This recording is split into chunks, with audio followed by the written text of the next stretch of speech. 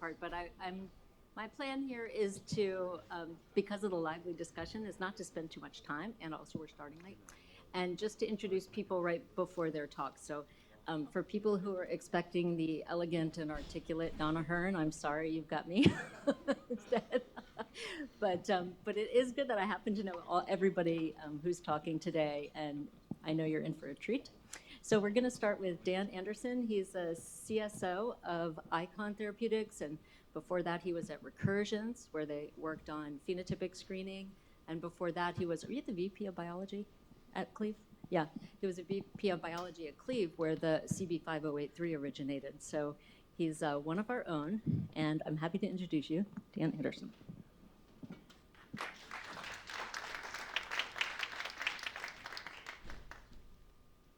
Great, thanks, Michelle. Yeah, so let's see. There we go. So I thought maybe I could just start by telling you my history with VCP, because I know coming from industry, people, I guess, tend to be a little skeptical or question why I'm even here. But I actually started studying VCP in graduate school about 20 years ago. Purified the protein and was studying its potential role in nuclear envelope formation.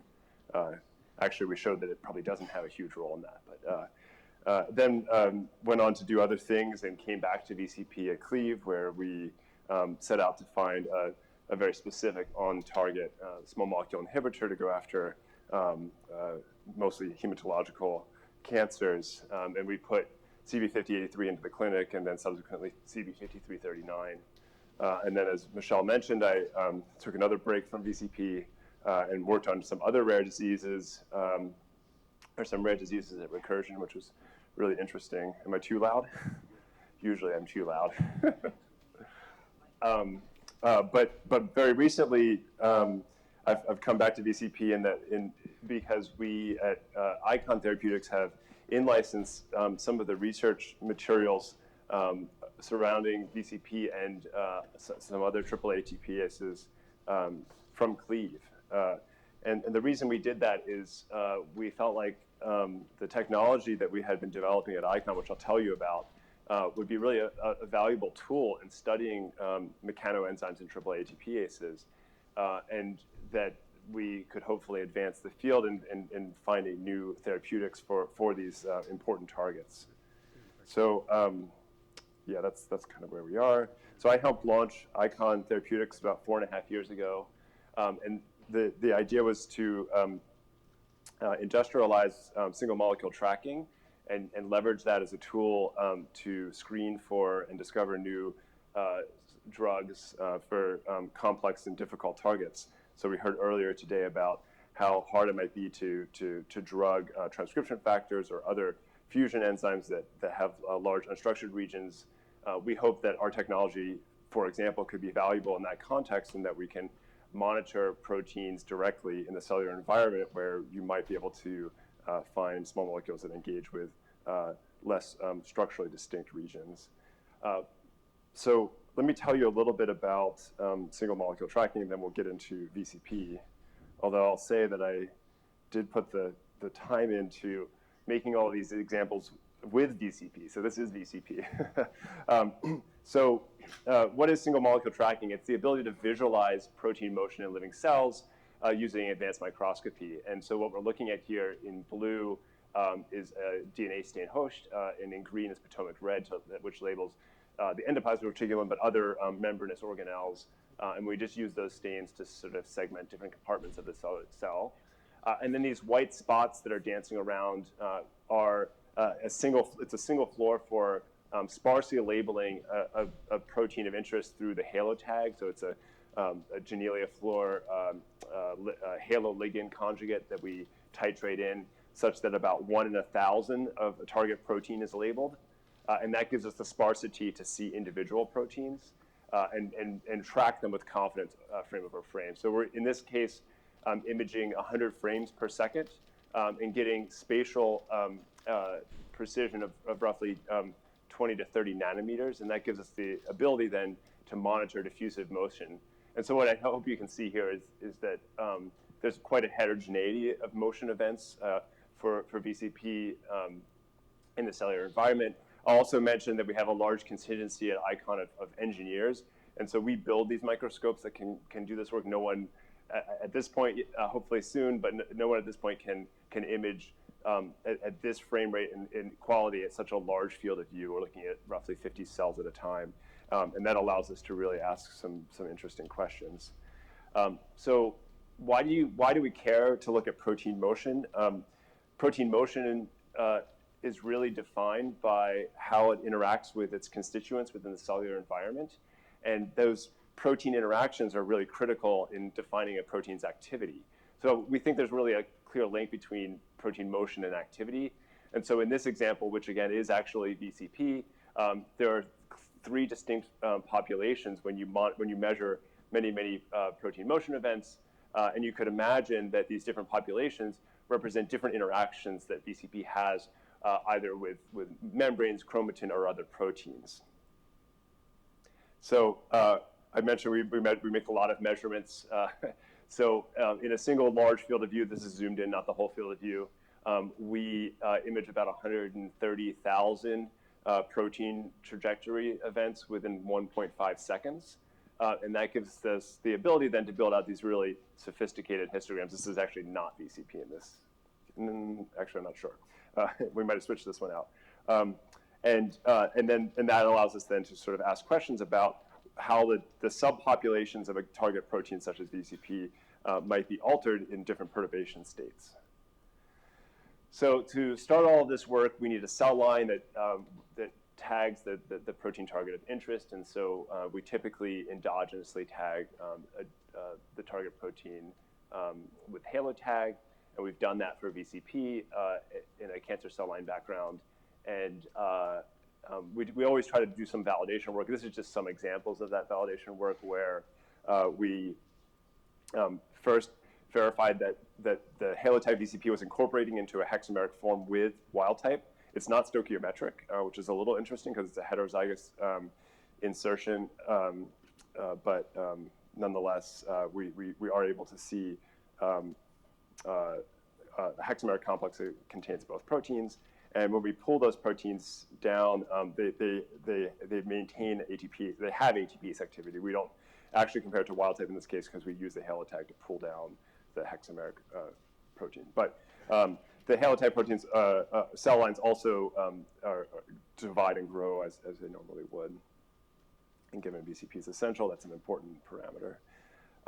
So you might have noticed in some of the intro that the motion is quite heterogeneous, as I mentioned, but there may be some sort of localization effect to that heterogeneity of motion.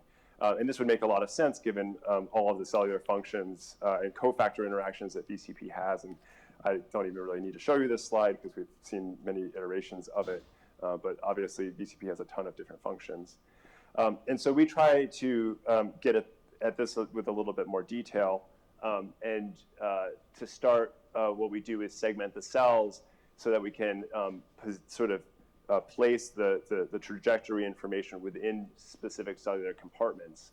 And so our sort of standard approach to this, although it could be certainly modified if we wanted to look, for example, specifically at lysosomal interactions, we've heard a lot of interesting work being done there, provided we had a live cell lysosomal stain or a fluorescent reporter construct, we certainly could do that work. We haven't done it yet. So we use Host and Potomac Red as fairly inert live cell stains that are compatible as from a wavelength perspective with what we use for single molecule tracking, and build machine learning based classifiers or segmentation algorithms that allow us to sort of clearly see where the cytoplasm and the nucleus are, and so you can just sort of see the overlay here. One thing that's probably worth pointing out, because these are imaging assays, is in red on the overlay in the large movie are also machine learning classifiers of junk. So we go through and we don't analyze that. So anything in red doesn't get analyzed, and that's important because those would show up as very static proteins. Okay, so if you then overlay, this is really busy on a huge screen, that's kind of cool. If you overlay the cellular segmentation on the trajectory data that you have, you can start to see some patterning. So if you look, for example, at this junction between these two cells, you see a lot of fast-moving things in red and orange and yellow, and then sort of perinuclear membrane region, you see much slower things in sort of the blue and purple colors. Nucleus is sort of in between. And so if you then look at that specific overlay, I'm going to go back and forth, you can see that where the fast-moving proteins were, there really aren't a lot of membranes, and where there are these slow-moving regions, there are membranes. And so that's interesting.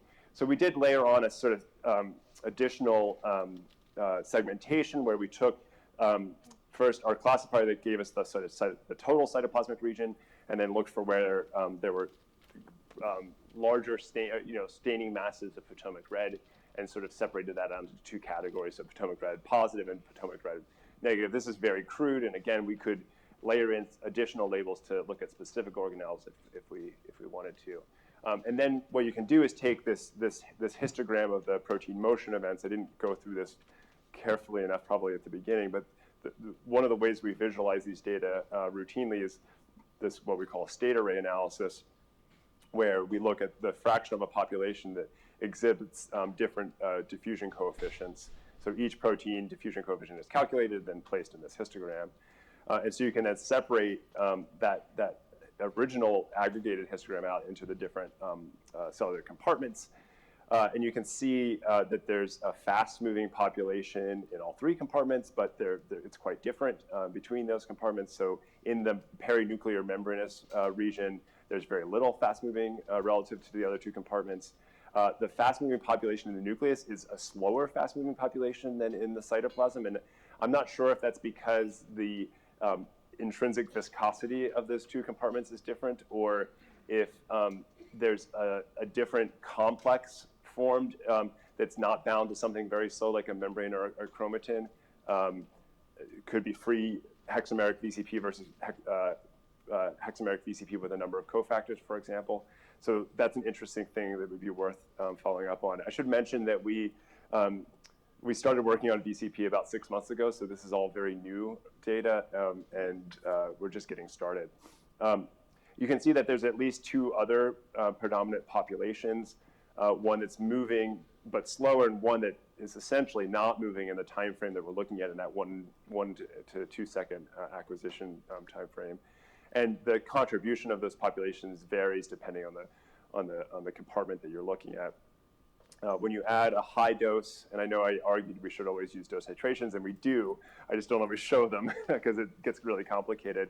If you add a high dose of CV5083 in this case, you can see a change in the motion profile of VCP, and what you often see is a decrease in the fast-moving population and an increase in either the sort of non-moving or the slow-moving population, and that depends a bit on the compartment that you're looking at. So that's pretty interesting. So we're interested in finding better VCP drugs, which unfortunately, I'm not going to talk a whole lot about in this presentation, even though the session that we're in is supposed to be that. As I said, we're just getting started on those efforts, and it's really too early to go into the details of the work we're doing there. But we have started making a number of molecules to try to improve selectivity of VCP, or of this chemical, of the Cleves series for VCP versus its unfortunate off-target effect on phosphodiesterase 6, but also improving other drug-like properties to just get a molecule that we think could have better and maybe more consistent exposure in humans. And I think that's really important as we think about the potential of using this in a VCP inhibitor in the context of VCP disease. If we do think that there's a sort of intermediate window of inhibition that would bring that hyperactivation down to a normal level, having very consistent pharmacokinetics is going to be really important, and we don't have that with either CV5083 or CV5339. Anyway, that's a little bit of a tangent, but an important one. What I'm showing you here is some of the value add of using single molecule tracking in the context of drug discovery. One thing that's really interesting is that we think that this measurement of protein motion is a really direct way looking at target engagement of a small molecule to a protein in the cellular environment, and therefore it often gives you a more potent EC50 or dose response than other cellular assays do that are downstream of that of the target. And this is also true for looking at VCP versus changes in levels of P62 or ultimate death of the cells. There's a correlation between these assays, but you have about a twofold greater sensitivity in measuring potency in SMT, and that can matter as you're exploring particularly the hit triage phases of drug discovery where cellular solubility can be a real issue in measuring activity. Selectivity is also something that we can address with our technology because we can establish an assay for essentially any protein. And so you could imagine tagging all 50-odd AAA ATPases. We have not yet done that, but we've tagged another one. And we see that CD5083 is selective in its changing the motion of VCP as compared to this other AAA ATPases. This is not surprising because extensive profiling of the AAAs was done for CD5083, and there was really no cross-reactivity. I think there's also a nice value in the technology in that you can monitor the changes in motion over time because it's a live cell assay. So you can add the drug while imaging and then take serial 1.5 second acquisitions to ask when does a drug induce an effect on a protein motion. And what we've found across many proteins now is that when an inhibitor is on target, you see an effect within seconds of adding the drug. And I think this is probably surprising to some folks who probably only ever look in the hours time range in a cell-based assay. But these drugs these inhibitors get to their target very quickly in at least a cell culture system. And so we're not even really able to measure the very beginning, but you can see that we have a half-life under 5 minutes in sort of a intermediate plateau of effect. And I say intermediate because if you extend this time frame out, I'm sorry I didn't show it in this graph, there's actually a second phase that's more linear in nature. And what I imagine happening here is that this initial phase is trapping active VCP in chromatin and membrane-associated activities. And then ultimately, at that slower phase, perhaps what's happening is an accumulation of new VCPs, recruitment to either membrane or chromatin-related events that then gets trapped. And so I think you have that sort of initial trapping and then a slower, the slower part only represents an additional like 20% decrease in the diffusion coefficient, the average diffusion coefficient of the population, which is really more of a shift from the fast to the slow. It's not that we're slowing them down, it's a shift in population, but still I think quite intriguing and interesting. So a lot more to do here, like how do the kinetics look in the different cellular compartments?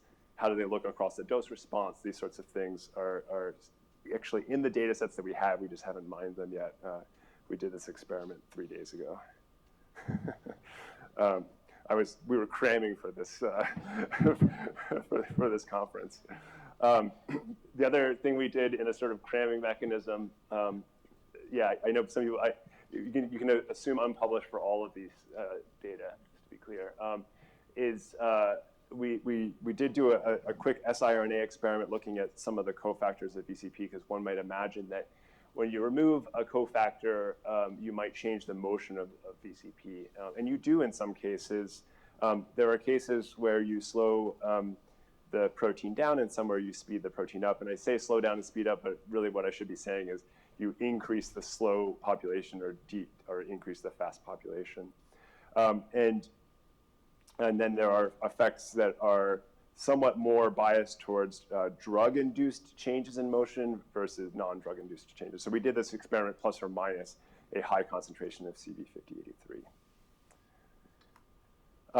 So if you drill in a little bit more, we actually did a time course on this experiment.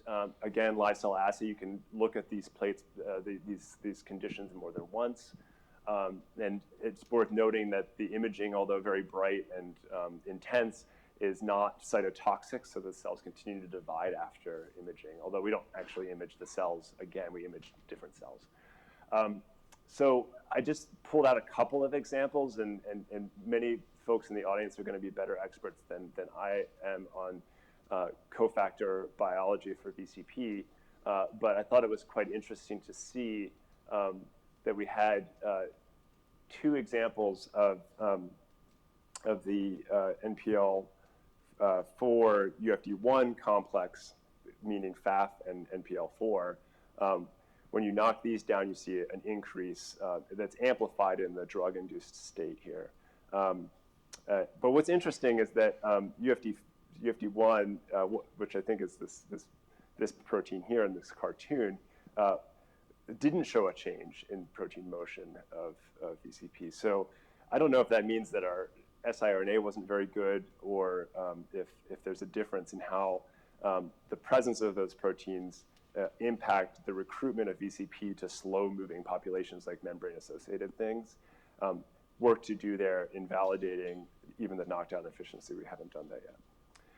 And then some of the enzymes or the cofactors that we think are involved in membrane fusion events like P47 caused a slowdown of the protein. And this was sort of interesting because I kind of expected the opposite, but I think what might be happening here is that the inhibition or the removal of these proteins is leading to the trapping of VCP on membrane fusion events that don't resolve. And there's probably some work to do to understand that a bit better and seeing where in the cell those changes are happening. Great. So I don't know how I'm doing on time, but I'm done. As I said, this is really early work for us. There's a lot of things that we could do. I think most importantly, given this audience and the conference here, is I would love to look at some of the mutations in VCP in the context of protein motion, and particularly how the subcellular localization of those motion changes that may occur. Certainly, you could do this in more relevant cell types, and we do conduct single molecule tracking in neurons and other iPSC-derived cells. So I think that there's really some work that could be done there, and better characterization of the cofactors, and then ultimately maybe even measuring those cofactor protein motion events, because as we've talked about, VCP almost has too many functions, and so it's very hard to understand the sort of different functions separately. And I think by monitoring the motion of the cofactors, you might be able to interrogate that better. And then ultimately, you could imagine running some small molecule screens using this technology, and we've actually done that at Eikon. We're capable of running hundreds of thousands of compounds in this assay, but you might be able to do that in a specific context, such as a mutant VCP form, looking for motion profiles that then resemble more of a wild-type phenotype. So I think there's some real opportunity here, and we're really just getting started. So happy to take any questions.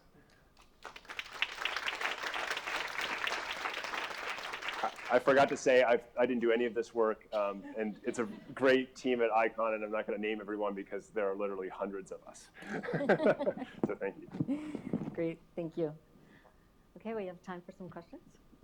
Yeah. Okay, Jackie, and then Yeah, so why was Your mic's not on yet. Oh. why was there why was there less motion in the cytoplasm? Less motion in the cytoplasm. Yeah, didn't you say that compared to either the nuclear compartment, like? Well, so the membranous cytoplasm in black here, which is sort of the paranuclear region, has the least amount of fast-moving proteins, and that I think means that those proteins are involved in ERAD and other membrane, associated effects that are nearly static in the timeframes that we're looking at. well, I think one way to ask her question too is that whereas the stuff in the cytoplasm, the fast stuff is fastest, there's more slow stuff in the cytoplasm than in the nucleus. Yeah. So in the non-membranous cytoplasm, I should point out that the fact that this histogram doesn't go back down to nothing is significant. So there's a population that goes all the way out to sort of our limit of measurement. And there is a wide range of slow or non-moving things. And yeah, so So you have to look at the integration, not at the PK. that's right. Yeah, and I think, to be honest, this is probably representing far more than 3 populations, right? And so there's a lot of work to do here. Emma? Hi, it's quite impressive how you get informative, information about your drugs or manipulations by this measurement. But perhaps I didn't get it, but how do you actually know that you are tracking single molecules, and how does the few dozens of tracks that you have relate to the several 100,000 of hexamers that are floating around in the cell? Yeah, so I mean, what is, you showed us individual spots moving around. I would have said with the naive view that this is some sort of vesicle or aggregate, but you say, why is that a hexamer, and then you have all the background signal in the ER? okay, so what we're doing here, it's a great question. I probably didn't spend enough time on the technology. I know it's pretty new. We add the halo tag endogenously to the protein, and I showed you the pull down to represent, that it integrates into the hexamer in a non-stoichiometric way. But then what we do is we add a very, very low concentration of haloligand dye, such that only 1 in 1,000 or so halo-tagged proteins are fluorescent. So in these example movies, the white spots that are dancing around are 1 fluorophore. We know this because, sorry, I'm going all over the place here. Yeah, like these white spots, that each of these spots is 1 fluorophore. And we know that because if you have more than that, you double the intensity, right? So it's a single fluorophore. And so the histograms that we're showing here represent roughly 100,000 or more of those single molecules that come in aggregate when you look at 50 cells across 1.5 seconds of acquisition.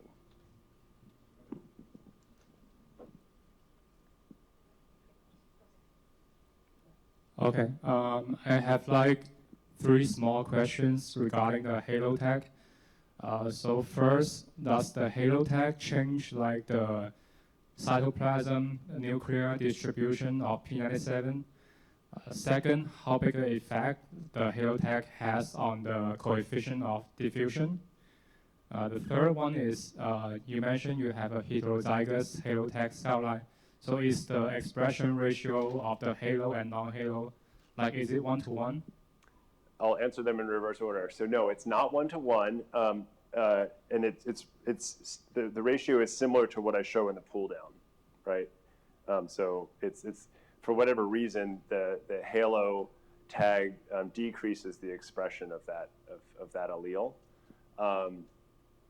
The diffusion coefficient change by halo is a necessary evil for any protein target we look at. We have to fluorescently label the protein. So we look at free halo, which is very, very fast and fairly inert. And so we can compare the motion profile of free halo to halo tag enzyme, but we can't ever know what the diffusion of enzyme without halo tag is, because you have to fluorescently label it. What was the first part? Sorry.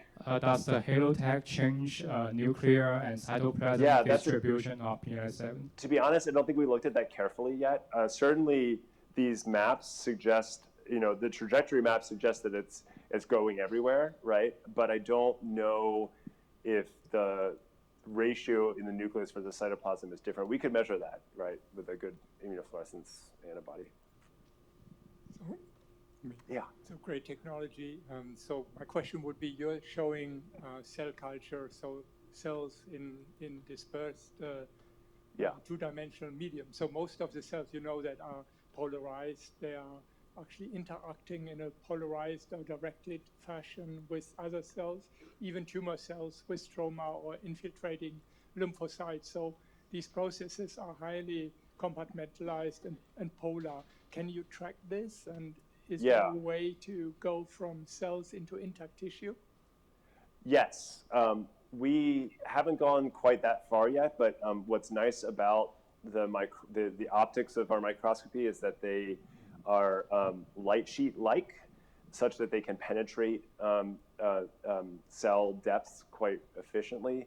So we've looked at organoids, and that's been reasonably successful. Provided you can fluorescent label the protein in the tissue, right, transgenic mouse or whatever, we think that you could get to some certain, not very deep into the tissue, but deep enough to see those kinds of organizations. Yeah. But 1 second, Mark. I'm so glad he asked that question because I thought I was being selfish, and like wanting too much. No, Tissue's better. But can you do 2 fluorophores so that we could say look at one substrate or look at one protein-protein interaction co-moving? Yeah, I get that question every time because it's such, like, everyone wants it. Everyone's greedy, and I love it. The problem, though, so yes, we have done 2-color single molecule tracking, but most people want to do that to look at interactions, and the problem is because you are sparse labeling the protein of interest, 1 in 1,000 times 1 in 1,000 is 1 in a million, right? So the chance of both being labeled during the interaction is incredibly low. So we actually haven't even tried that experiment because the math doesn't support doing it. But you still you can kind of still look at 2 things simultaneously, which is valuable, right? Yeah. It seems like, given the many functions of the protein, and if the function is buried within a large number of, let's just say there were like 5 different functions of VCP, and they were all in the sort of large, fast-moving component, how well can you pick out subsets of function? And I'm just sort of related. I'm kind of wondering if you can give us an example of how the technology's been used successfully to find a molecule that basically it seems promising, but I was sort of looking for a proof of concept, if you will. Yeah, I did. So I really focused this talk on VCP, right? So there's a whole lot of validation work that we've done across other targets, and we've been able to discover small molecule inhibitors with the technology, and also really uncover mechanisms. So we have some papers out on bioRxiv, one of which we explore the mechanism of the DNA helicase Warner, and there's a whole story around that. And we've also uncovered some of the mechanism of estrogen receptor inhibition and how degradation is actually not the driver of anti-tumor effects there, but rather trapping of ER and chromatin. And then some of our drug discovery efforts haven't been disclosed yet, but there's a lot there. But I think the beginning of your question is a really interesting one, and one I think we struggle with, which is that the complexity is far greater than these peaks that you see in a histogram. And one thing that we've done, and we haven't done it yet for VCP, is we take 5,000 known inhibitors of everything and ask how they change the motion of your target protein. And one of the interesting things is that when you do that, you add a kinase inhibitor that you know affects the target protein you're looking at. Often you only see a 3 to 5% change in motion. So we really focus on making sure that we can see very subtle effects. So even if a peak represents 5 or 6 different functions, if you affect one of them, you'll still be able to detect that small change. So that's all we can do at this point. Sorry, one last. 2 more questions. Are they quick, Dan? Yeah. So, Okay. go ahead, Dan, then swing. The high diffusion peak, which you indicated was monomer. No. I don't think it's monomer. I think it's probably hexamer plus perhaps cofactor, but just not bound to membranes or chromatin, right? But you know that rate of diffusion would be fine for something. We can relate it to all the other. cell? I mean, we've looked at about 100 different proteins, so Okay. we can sort of position them relative to each other. Yeah, I haven't. It's a good question though. I haven't looked at that very carefully and say, okay, let's look at a bunch of proteins that we think are similar size and how do they align. It's worth doing that for sure. I mean, one of the goals we have at Eikon is to tag the proteome and measure the motion of every protein and build a map of that, and then also look at genetic knockdowns of everything and look at interactions. But that's going to take a while. It's like 100 million combinations or something. Yeah. So another HaloTag related question. So since you mentioned you also looked at other targets, so if the protein of interest you're looking at is like to a similar size of a helotag, like around 30 kilodalton. Yeah. So does it affect the dynamic of the protein of interest? Probably, right? A helotag affects, I mean, I don't mention it here, but we actually also can run, we can measure protein motion in biochemical settings or in vitro. And we can see diffusion coefficient changes of just small molecule interactions with proteins. So helotag definitely, and protein interactions definitely affect it. So yes, but we assume, maybe falsely, that the helotag is reasonably inert, and such that we're just looking for the difference of adding the protein. So we're not measuring I don't actually care what the fundamental diffusion coefficient is of your protein. I care how it changes in response to stimuli, right? Yeah, great. Maybe somebody cares, but I don't. Thank you very much. Fortunately, we still have another day or two. Okay, great, thank you. Okay, so now it's a pleasure to introduce Jackie. She's coming up, and let's forward the slides. Yeah, thanks. Okay, great, thank you. So Jackie Dudley is professor in molecular biosciences, new department, at the University of Texas, Austin, and the mystery deepens how viruses use VCP in strange ways. Absolutely. Yeah, so I'm not sure how I ended up in a therapeutics session because the therapeutics that we work on don't have anything to do with VCP. But I am here to tell you how viruses often will find a needle in a haystack, and they have very small genomes that have to use the host cell. So why study retroviruses? So we know they cause persistent lifelong infections. Once you have an infection, you don't get rid of it without completely killing the cell. And they cause pandemics. They still cause a pandemic. They cause many diseases, cancers, particularly immunodeficiencies. And they're tools for key molecular discoveries. Reverse transcription, oncogenes, endogenous viruses, immune evasion, hormone-regulated expression, tissue-specific expression. So probably many of you here are familiar with use of retroviruses as tools for molecular biology and gene therapy. So for those who are not well-versed in virology, then retroviruses are really infectious nanoparticles. And with a retrovirus, they have a membrane layer, which is known as an envelope, and that's been substituted with a glycoprotein, in this case a trimer. And all of the viral proteins are given two-letter abbreviations, like RT for reverse transcription, reverse transcriptase, SU for the surface protein of the antireceptor. And then the retroviral genes have italicized three-letter designations, such as PAL, which encodes RT and the integrase, and ONV is encoding the surface antireceptor. So then inside there's the capsid, and it is surrounding a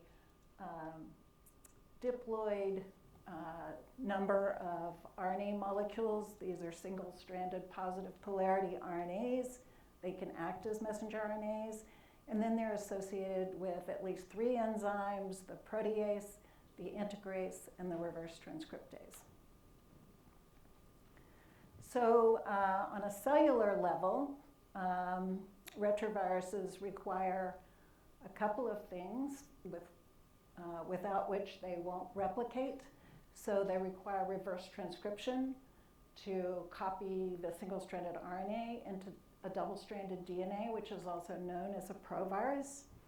And they also require translation of the unspliced RNA.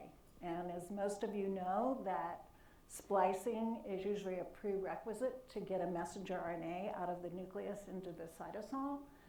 But with retroviruses and many other kinds of viruses, they're very good at packing a lot of genetic information into a small space. And so they use their unspliced RNA as well as spliced RNAs to get the maximum coding potential. So during this life cycle, the RNA is reverse transcribed into the double-stranded DNA. It's integrated into the host cell, transcribed by RNA Pol II. The unspliced RNA comes out, and it is used in two ways. One for packaging or incorporation into the virion, and secondly for translation of about 2/3 of the viral genome. So in my lab, we study a mouse retrovirus because there's a lot of things that you can do. You can directly manipulate the virus. You can manipulate the mouse. We also know that this virus is oncogenic. It causes breast cancer, and also with manipulation of the transcriptional control region, it causes leukemia. This virus was discovered in 1936, and about 20 years ago, we discovered a new gene, and that is the gene is called RIM, for regulator of export and mRNA expression. And RIM is made from a doubly spliced version of the singly spliced ONV messenger RNA.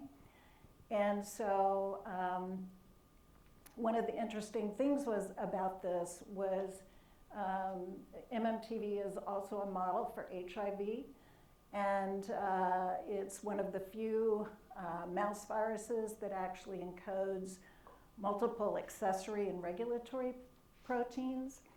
So when we found that RIM was being made, it was also, we knew that it was translated in the same reading frame as the signal peptide. So both of them use the same signal peptide, the same coding sequence, but they have different functions. So retroviruses have this problem of using their unspliced RNA, so how do you get it out of the nucleus? So there's really two mechanisms that are used. Some of the so-called simple retroviruses, like mouse leukemia virus, they use something called a constitutive transport element. And then the complex retroviruses, such as HIV-1, that encode these accessory proteins and regulatory proteins, one of those proteins, Rev, binds to a structured RNA element on the viral RNA, and it requires a cellular protein, CRIM1, to export the RNA. So we found that RIM is actually a multifunctional protein, and it has common features with a number of HIV proteins. So RIM is actually a precursor protein of 301 amino acids. It has a long signal peptide that has all of the features of Rev, HIV Rev. And then it's 98 amino acids. Most of you know that signal peptides are typically 20 to 30 amino acids. This one has a nucleolar localization sequence, a couple of NLS motifs, and an arginine-rich motif, which is an RNA binding protein. And then it has this 203 amino acid C-terminus, which has a difference with the envelope. So the envelope of REM and both use this long signal peptide, and they require that for their function. So we knew that Rev and then potentially SP have to go to the nucleus to bind to the viral RNA. So we originally thought that the part of the signal peptide escaped recognition by SRP and went directly into the nucleus. That turned out not to be the case. So we made mutants in the signal peptidase cleavage site that blocked the formation of signal peptides. So if we just make a one amino acid change at the -1 or -1 plus -3 positions, then you no longer make signal peptide. And most of you also know that signal peptides generally are cleaved by signal peptide peptidase and are really turned over rapidly in the cell. So both the REM and the precursors are glycosylated, so that also suggested that REM, signal peptide, and REM were going to the ER membrane prior to going into the nucleus for function. Okay. So we validated the fact with confocal microscopy that REM is primarily localized in the nucleolus, but and this was quantitated over here, where we used an ER M-Cherry marker. And then if we use any of the cleavage site mutants, those actually are blocked from getting into the nucleus and retained within the ER. So this is simply a validation that these are being expressed by Western blotting. So at first we didn't have a good assay for the activity of this particular signal peptide. And so what we did is to engineer a construct that was comprised of the 3' end of the viral genome. So we used the cytomegalovirus strong promoter, and we inserted a renylluciferase gene between the splice donor and splice acceptor. And so if we get unspliced RNA into the cytoplasm, and this is mediated by signal peptide, we get luciferase activity. However, if we get the spliced RNA, we get no luciferase. So we're really measuring getting the unspliced RNA into the cytosol for translation. And as you can see here, what we did is to use this reporter assay, and here is the wild type, and you can see that it is reasonably linear within a certain range of DNA that's introduced by transfection. And if you put in the signal peptidase cleavage site mutants, they don't have any activity at all. And if you even put micrograms of the DNA in, it just is completely inactive. And then we also looked to see whether it was starting to smell like this was signal peptide and REM being extracted by retrotranslocation out of the ER membrane into the cytosol, and then using the importance to get it into the nucleus. And so what we did in this experiment is just to see if we could rescue with MG132, a proteasomal inhibitor, either the full-length REM or the cleaved signal peptide. And so it primarily rescued the precursor form, but also had some effect on just GFP-tagged SP.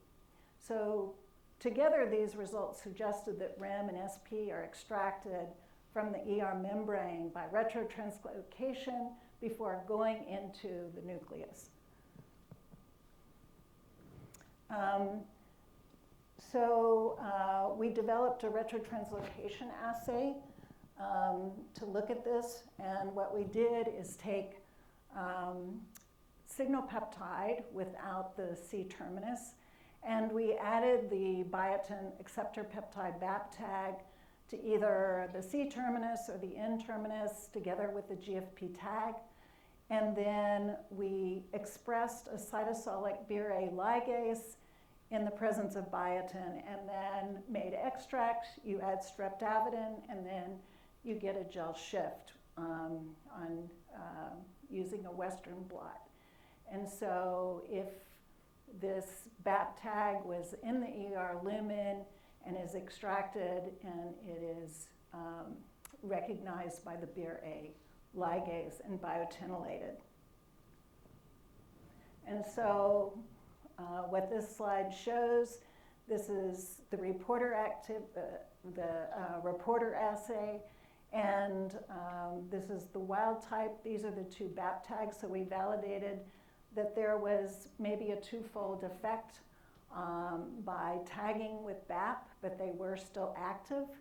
And we showed that we could get this gel shift, and so there was extraction of these BAP tag proteins out of the ER membrane into the cytosol. And they were clearly getting into the nucleus to bind the reporter RNA. We also did some control experiments that showed that this particular reaction was not just happening after we formed the extracts.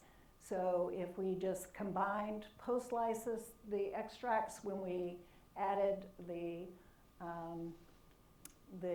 ligase and SP in different transfections, that we didn't get the biotinylation, that they had to be expressed in the same transfectants in order to get the gel shifts. So we also showed that biotin tagging on the C-terminus in the ER lumen, so we know this is a type 2 transmembrane protein where the N-terminus is in the cytosol and the C-terminus is in the ER lumen. So this occurred with the co-transfected cytosolic BRA, whereas the N-terminally tagged protein was not actually measured if we used an ER-directed BRA ligase. And so this is after we looked at this or confirmed that we were getting retrotranslocation, then we asked whether this was dependent on VCP.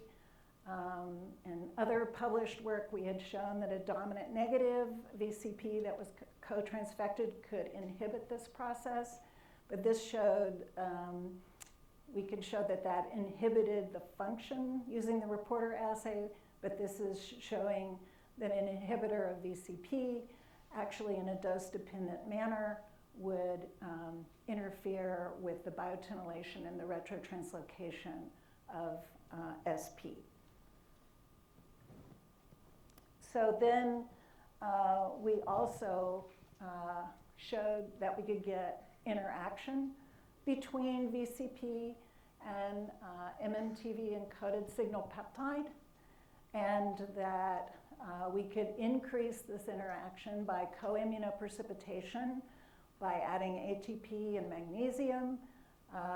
We can get immunoprecipitation with the endogenous VCP, but it was better when we added exogenous, or we overexpressed P97.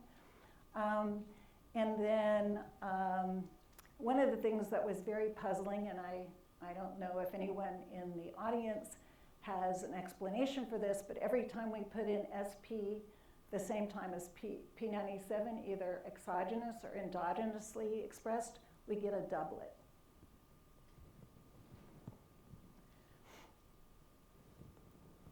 Okay, so then we wanted to then localize on SP where both the function and the retrotranslocation ability were being mapped, and we made N-terminal mutants, and then the GFP was appended to the N-terminus on each of these mutants. So here's that the N-terminus is where the more Rev-like motifs are, and toward the C-terminus is where the nuclear export function is, because this protein shuttles in and out of the nucleus after being retrotranslocated. And so we could show that for the retrotranslocation assay, if you deleted up to about 50 amino acids of this 98 amino acid protein, then you could still maintain retrotranslocation ability. But if you looked at function, function was pretty much lost as soon as you deleted more than 20 amino acids, which included this. We know that RNA binding ability is needed for its activity.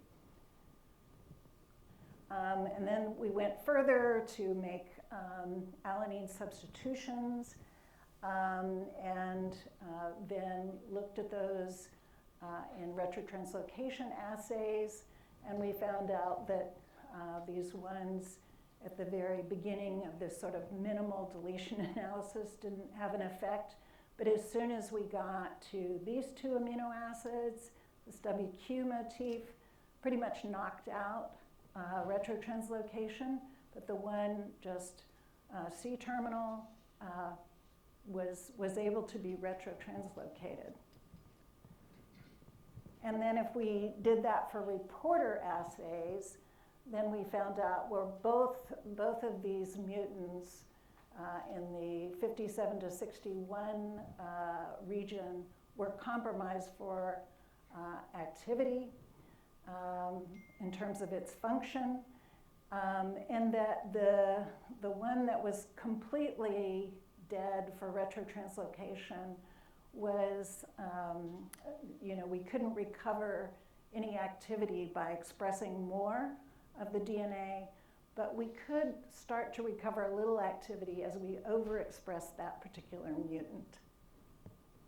And then using confocal microscopy, we could show that we are mislocalizing these two mutants. Both of them were significantly different from the wild type in terms of they were increasing the ER localization with respect to its normal localization in the nucleoli. And then again, if we did a little pulse with biotin, we could see that this mutant would be retrotranslocated, but it just seemed to take longer to extract it.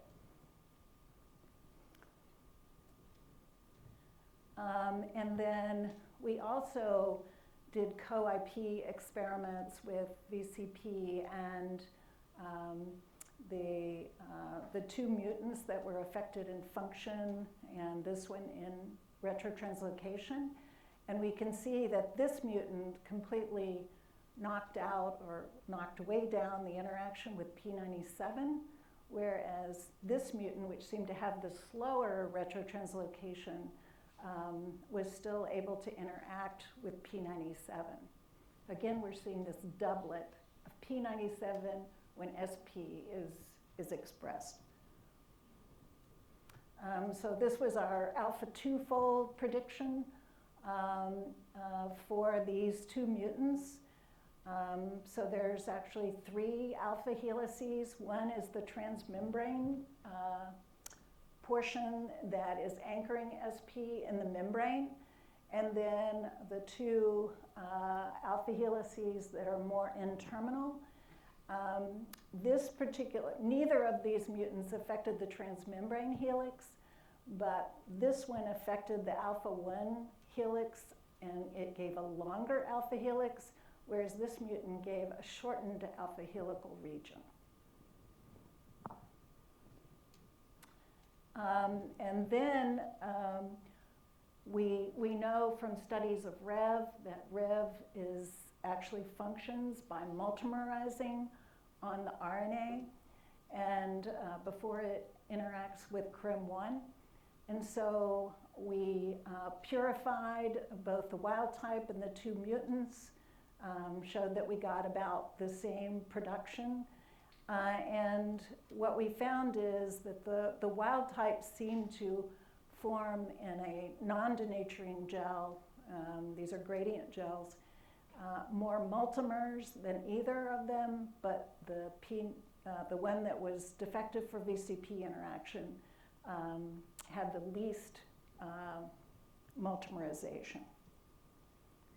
So this is a cartoon of how this protein makes its way around the cell, that as the messenger RNA for REM is made, the N-terminus remains in the cytosol, the C-terminus is extruded into the ER lumen. It retains 2 of the glycosylation sites for the envelope gene, and then it is believe, recognized by some proteins, but we don't know what those host proteins are.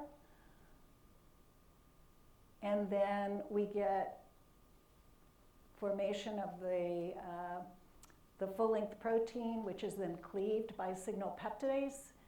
The C-terminal fragment is lost or cleaved, and we call this REM-CT. And then signal peptide is anchored there. So we believe what is happening is that the retrotranslocation is initiated by direct binding to P97. So we have several pieces of published evidence that suggest there is no ubiquitination of SP. And we think that there is a direct interaction, but what the evidence we have right now is co-IP. And so that is, we need to do it with the purified proteins. So subsequently, SP is extracted, goes into the nucleolus, binds MTVRNA, and shuttles it out. So I don't have time to show you the rest of the stories. There's at least 2 more stories about VCP. But the REM gene we know generates REM, SP, and CT. It has, the SP has this REV-like function in export, and it needs VCP for membrane extraction, but it may need it for some other processes. In REM, the full-length protein appears to be an antagonist of the ApoBec family of cytidine deaminases, particularly activation-induced cytidine deaminase, which is actually responsible for mutation and innate immunity against retroviruses. And then REM needs VCP for AID proteasomal degradation. We don't know the function of REM-CT, but we do know that VCP facilitates its trafficking through the endosomes. So I'll just show you a little bit of data that's been published, and that is if you use either VCP inhibitors or a dominant negative ARF, and certainly this is known to be involved in endosomal trafficking, that you can block the trafficking of REM-CT into early endosomes from late endosomes. And so this is really the cartoon of how this is happening. After REM-CT is made and glycosylated, it goes through the ER intermediate, Golgi intermediate compartment. It uses ARF1 to go through late endosomes, use P97 to get from the late endosomal compartment into the early endosomes. It uses ARF1 to do retrograde transport, but a portion of it goes to the cell surface, and we think that it is binding some sort of host protein that is going to interfere with replication of the virus. So 3 gene products, all of which use some aspect of VCP, either through retrotranslocation and or cellular trafficking. Thank you.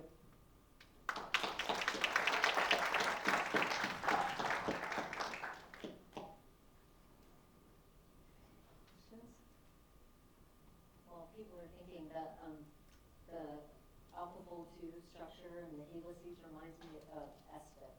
Uh-huh. Yeah. So I noticed that too. Yeah. Do you know if the amino acids are similar, or you just? No, I mean, certainly if you do just a genomic search, it doesn't, pick up anything on the amino acid level. Yeah. So I'm guessing it's a Vim domain that it's binding in the adaptive binding site instead of being unfolded, but it could be folded like a snare. Right. There's a question back there. Yeah, Eddie. So do VCP inhibitors inhibit virulence then? Does it affect infection? I'm sorry? Does it affect infection rates, like infectivity? It is, these inhibitors are so toxic we can't do a replication cycle with them in there, so just about the only way that we can test that is in short-term you know, we're putting it in there for a matter of hours, but that's not enough for the virus to replicate. Okay. Thank Jackie again. Okay.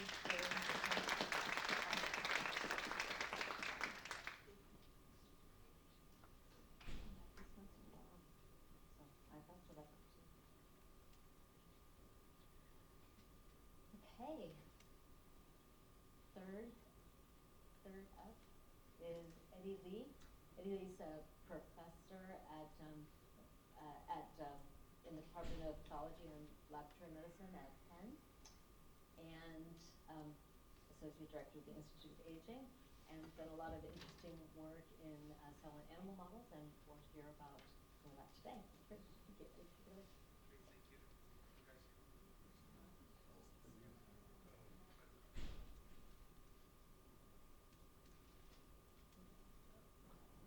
Hello? Okay. I was too close. Okay. Yeah, this has been a great day so far. And by way of introduction, so my name's Eddie Lee. I'm a pathologist at the University of Pennsylvania. And my main focus is neurodegenerative diseases broadly. I study Alzheimer's disease, frontotemporal dementias, and other diseases.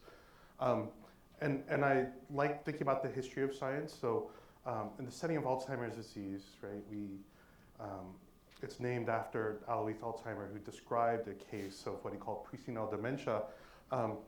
And back then, physicians were also pathologists at the same time, right? The clinicians and pathologists. And he noticed, these amyloid plaques in this brain, and he's like, maybe that's related to why this person had presenile dementia.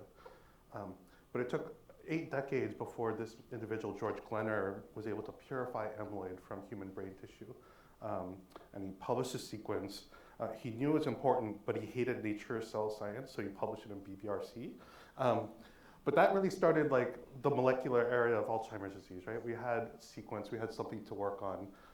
That led to the cloning of the amyloid precursor protein gene, identification of mutations in APP or presenilin proteins that are responsible for cleaving A beta, and all this beautiful cell biology that was done in the early 90s. And then people made mouse models. This was a landmark paper where Dale Schenk, who was in industry at the time, said, what if we just immunize mice against this peptide? Maybe that'll help clear this amyloid. And lo and behold, just last year, we have now an FDA-approved drug where if we use passive immunotherapy, we could treat this disease modifying for the first time. And so a couple things that I take away from this is that we really need a multidisciplinary approach. Like not one single discipline is going to figure this out. For me as a pathologist, I like to think that it's all driven by pathology, right? That was the basis. But I also put a lot of stock into genetics, right? So they actually were able to find the tissue of the first patient, Auguste Dieter, and realize that she had a presenilin-1 mutation, right? And so that intersection between genetics and pathology is incredibly strong. And so I actually didn't know much about VCP until a little bit over 5 years ago when I did an autopsy on this individual. And so you could see that there's frontal atrophy here. It should be fuller. And histologically, I saw 2 things. So one are these neurofibrillary tangles. This is a silver stain showing these tau aggregates. And then also this vacuolated neuropil. And just based on the distribution of what it looked like, I just knew it hadn't been described before, so we just called it vacuolar tauopathy.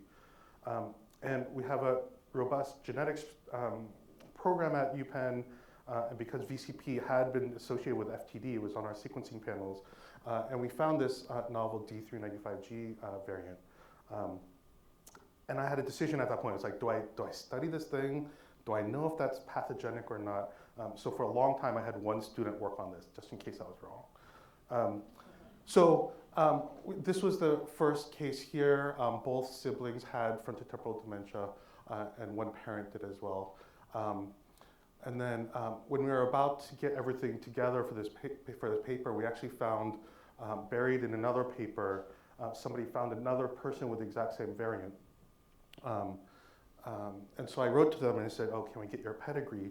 And they were gracious and did that. And since then, there are actually one published family in Japan who has this same variant, who has FTD. and we're working on another family right now that we've identified in Japan. We know at least these two are not from the same family. These seem to be two different effects based on whole genome sequencing. So what do we know about this mutation, this variant? So what I've done here on the crystal structure, here's the N-terminus and the D1. Here is just showing the pathology-proven MSP mutations, so the ones that have come to brain autopsy. And the mutations in yellow are the ones associated with multisystem proteinopathy. And as everybody's heard repeatedly now, these are known to increase ATPase activity in vitro.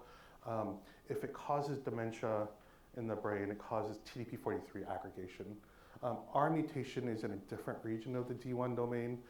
It's the LID domain, causes this tauopathy. And when we saw this, we said it would be interesting if this decreased ATPase activity in vitro.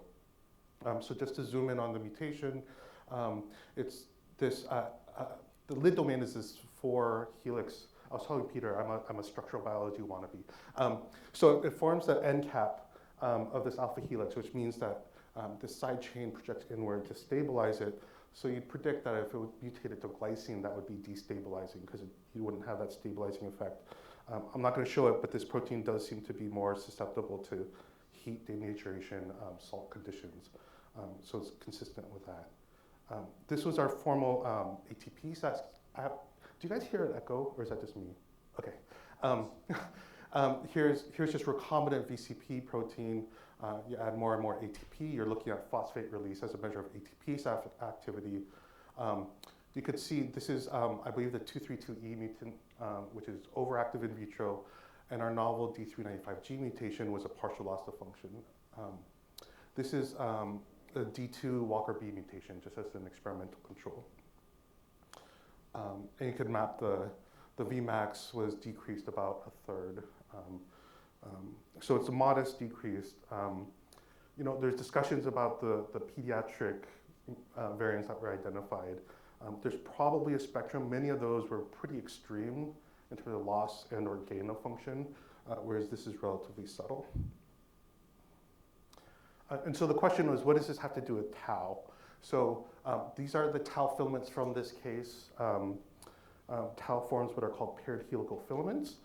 And other people, so Michel Goddard and Steve Scherers, have now solved this structure by cryo-electron microscopy. So this is a reconstruction. If you take a cross-section, you can see this double J structure. So that's the filament core. And extending our N and C termini that are less structured, so that's called the fuzzy coat, and that we don't resolve because it's relatively unstructured. And others have also mapped the post-translational modifications on tau. So this is Judith Steen's work. And these green bars here represent polyubiquitin. And so it's very interesting that the polyubiquitin is only found on the core. So the unstructured N and C termini are not polyubiquitinated, it's just the core. And as Andy said earlier today, the proteasome can't really handle these substrates when they're structured like this.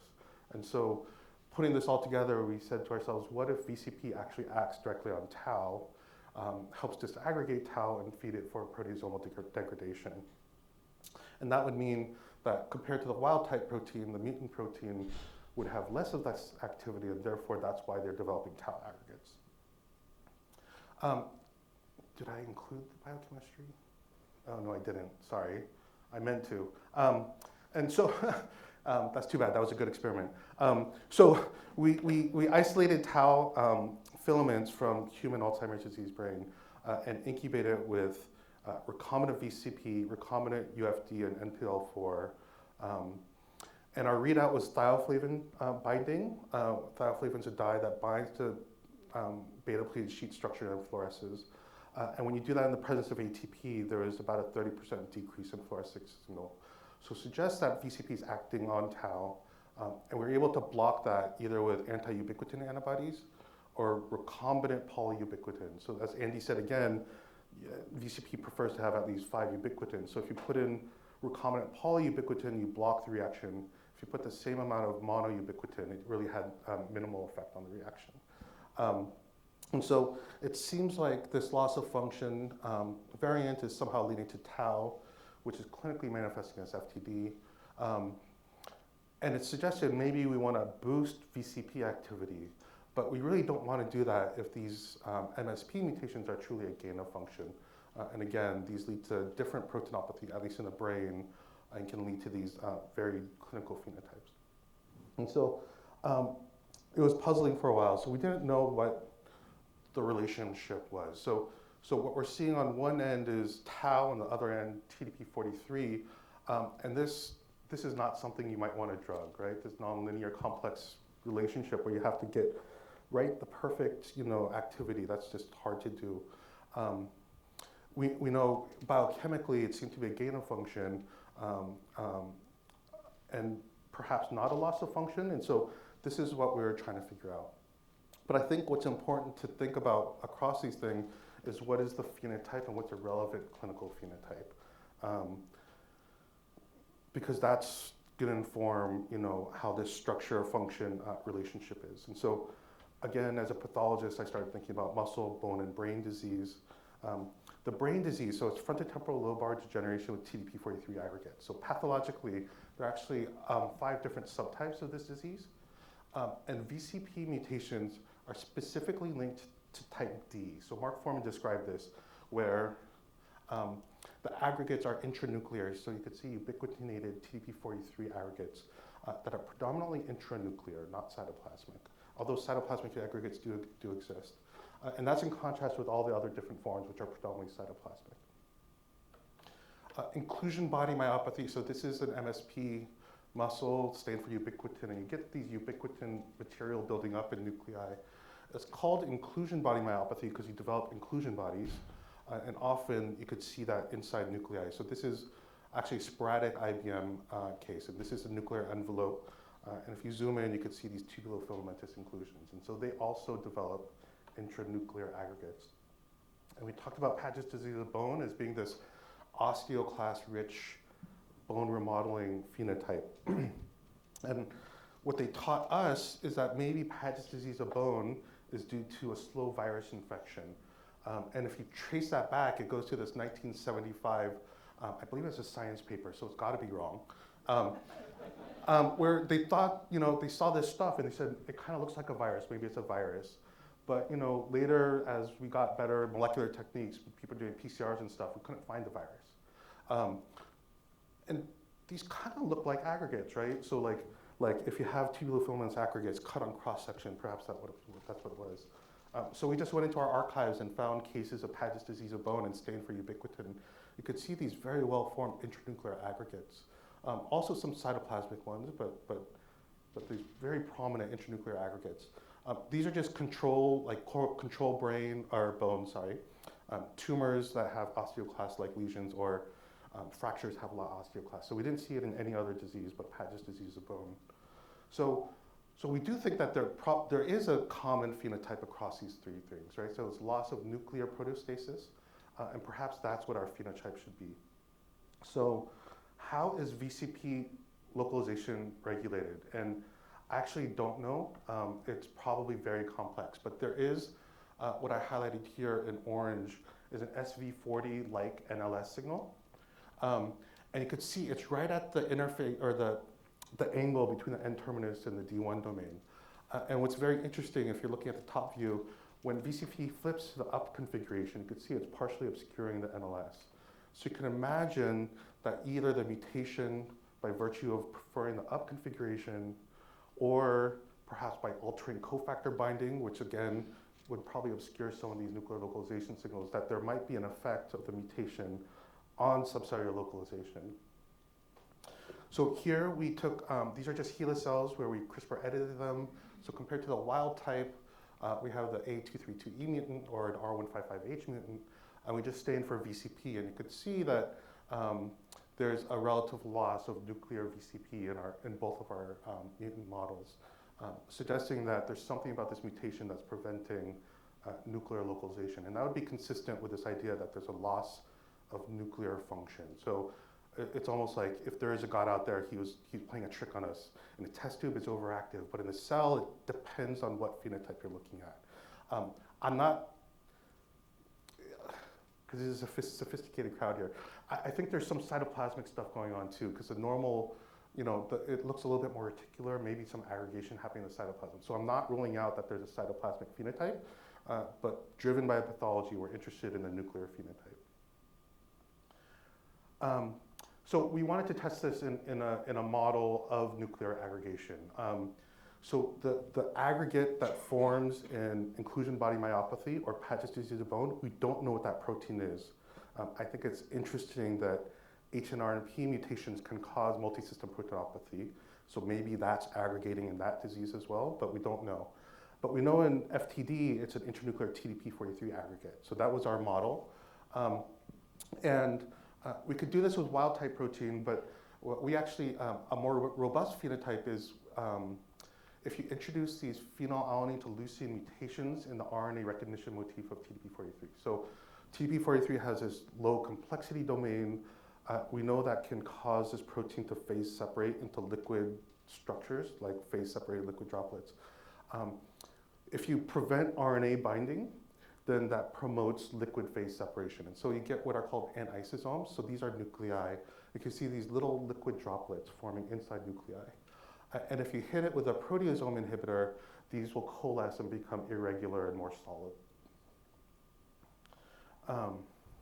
And so here's just another example. So we're stating for TDP43. You could see these fine speckled liquid phase separated N-isosomes. There's maybe a little bit of colocalization with VCP, but when you hit it with a proteasome inhibitor, there's this marked recruitment of VCP into these aggregates. The first time I saw this, I thought my student messed up and put the same antibody twice, so I made her repeat it multiple times. So biochemically, what does this do? So these are just normal HeLa cells overexpressing our mutant TDP43. You treat with MG132 over 3-6 hours. You get a reduction in soluble, so this is REPA buffer soluble protein, an accumulation of REPA insoluble protein, and that's just quantified here.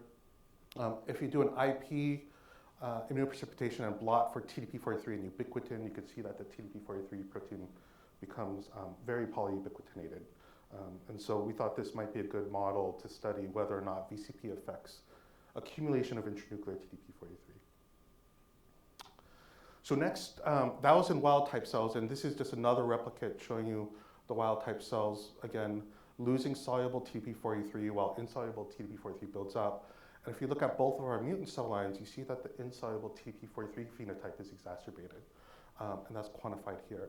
So both of these mutations, and for now we'll ignore gain of loss of function, but both of these mutations appear to have a worse intranuclear TDP43 aggregation phenotype. So now we want to see, is this gain or loss of function? And so this is an experiment, a more dynamic experiment where we used CB5083 as a VCP inhibitor. So to walk you through this, so first we transfectin the TDP43, and then we treat the cells with MG132 to build up these aggregates, right? So we're building up these nuclear aggregates, and then we'll let them recover. So we'll take away the MG132. We added cyclohexamide because we didn't want new protein synthesis. We wanted to just look at the aggregates that have formed. And we did that with or without the VCP inhibitor. You can see if you let the cells recover with just cyclohexamide, the aggregates slowly resolve and you kind of dissolve back to N-isosomes. If we pushed it longer, they would essentially disappear. But the aggregates appear to persist in the presence of CB5083. So that's morphologically. By biochemistry, you can see the same thing. By letting them recover with just cyclohexamide, there's no more insoluble protein. But when you add the VCP inhibitor, there's residual intranuclear insoluble TDP43. That's quantified here. So back to this model, again, our loss of function leads to vacuole or tauopathy. This in vitro gain of function, perhaps in terms of nuclear proteostasis, is a loss of nuclear function leading to TDP43 aggregates. This suggested that maybe activators and not inhibitors might be helpful for this disease, at least in the context of nuclear aggregation. So we screened several small molecules. We have identified 4 so far. Small molecules that can activate VCP. So UP109 is our most active. This is recombinant VCP in black. In red, it's recombinant VCP with UFD1 and NPL4 with increasing amounts of UP109. So you can see that the different structure activity curves. What's interesting is that they all kind of do something different, right? So this one kind of shifts everything up. This one has a differential effect between with or without cofactors. So I think these are a diverse series of small molecules. We don't know where any of them bind precisely or exactly how they're doing it. So I think there's a lot to unpack. There's another way to look at it. So in the constant concentration of activator, as you increase ATP, then we can measure, Michael's mentioned kinetics. I thought I had the numbers. Catalytic efficiency was up several 100% with UP109. Okay, so we wanted to do some off-target testing. So these activators have little effect on NSF, which is a closely related AAA plus protein. I didn't have time to include it here. UP109, even though being our most active VCP inhibitor, actually inhibited proteasome activity in vitro a little bit, like on the order of 10%. So that, it is what it is. And then we want to see, is this related to D1 or D2? So in this is the full-length recombinant VCP protein, but here we've mutated the D2 site. So the only ATPase activity is coming from the D1. And you can see that, if anything, some of these inhibited this protein. Whereas if we did the other experiment where we mutated the D1, so only ATPase activity is coming from D2, you could see that they all had some activity. That's complicated given all the interactions between protomers and D1 and D2. So we did this one as well, where now we're just using the ND1 linker VCP. Interestingly, UP12 actually was able to activate this protein, whereas if you did the linker D2, they all activated that. You kind of need the linker for both of these to get some ATPase. So UP12 is interesting in that it probably binds to the linker and somehow activates VCP. The thing that sucks about UP12, one, chemically it doesn't look very stable, and two, our commercial source was a factory in Ukraine, and he decided to join the war against Russia. So that made that a little bit difficult to study. The other ones do appear to be D2 activators. And I think that's interesting, thinking that D2 might be providing the energy for actual translocation. Also, when we were doing this, we were wondering, would activators phenocopy the mutant, right? And if we think of the mutation as being a D1 phenomenon, perhaps because we're activating D2, there's less of a chance that you have this nuclear cytoplasmic mislocalization phenotype. And so often, when you get a hit, it's hard to show that they work in any kind of biological system, but we gave it a try. So it's the same paradigm where we treat with a proteasome inhibitor, and then we let them recover with cyclohexamide with or without the activator. This is using a GFP tag TDP43. You could see that the activator in somewhat dose-dependent manner is able to help clear TDP43 from these cells. But we could also see some effect biochemically. So in the presence of UP109, there's less insoluble TDP43, and that's quantified here. And we also did this in both of our mutant cell lines, and it does seem to activate, it does seem to help clear TDP43 aggregation in the setting of the MSP mutant. What else? So we've gone on to do this in neurons. That's like the last thing we have to do before we resubmit, hopefully next week. The other experiment, which was interesting, was if you do the same experiment, the timing's a little bit different, but if you do the same experiment but treat with epoxamycin instead, our activator has no effect. And so that's showing that this is a proteasome-dependent phenomenon, because epoxamycin is an irreversible proteasome inhibitor, whereas MG132 is reversible. So we do think that boosting VCP activity feeds into the proteasome, at least in this cell system. So our proposal is that one of the effects of the MSP mutations is a loss of nuclear proteostasis, perhaps due to impaired import into the nucleus. This is leading to the toxic accumulation of abnormal nuclear proteins, perhaps this is underlying the selective vulnerability of tissue. I think it's interesting that muscle and osteoclasts are both highly multinucleated cells. Perhaps they have different proteostasis, nuclear proteostasis requirements, and neurons being postmitotic as well. Maybe that's a factor, although we say that, but there are other postmitotic cells in our body that aren't affected. So. And it brings me to this, which I think is how I think about things. We really have to kind of think about what phenotype we're looking at. I think these mutations may very well be gain of function in certain circumstances. In terms of nuclear proteostasis, we do think it's loss of function because the mutant moves us up, right? The inhibitor moves us up and the activator moves us down. And so that's a consistent phenotype, at least for this TDP43 cell model. Do I have time?